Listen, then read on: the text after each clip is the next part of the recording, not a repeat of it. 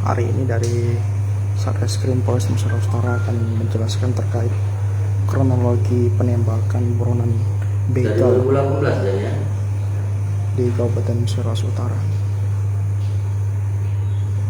Juga sambil menunggu ini Kasatreskrim Polres Nusa Utara, AKP Tony Saputra nantinya akan menjelaskan.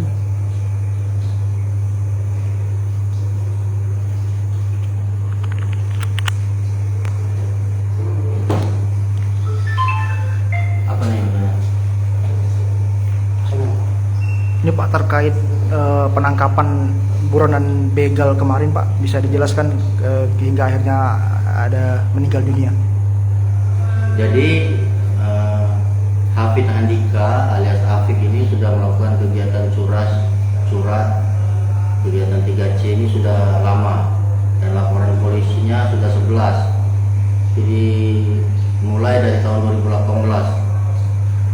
Dengan berkembangnya informasi dari masyarakat bahwasannya Afik ini ada di lokasi Kabupaten Muratara, sehingga dari pihak Reskrim Polres Muratara langsung membuat suatu cara bertindak untuk menangkap Afik ini pada malam hari tanggal 5 Juli dini hari dari Kanit Pidum Opsional Polres Muratara melakukan kegiatan penangkapan dengan cara bertindak yang sudah disiapkan.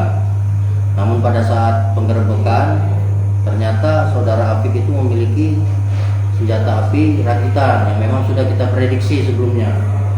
Dan pada saat penggerebekan tersebut saudara Afik melakukan penembakan terhadap personil kami di lapangan, sehingga dari personil kami salah satu terkena tembakan.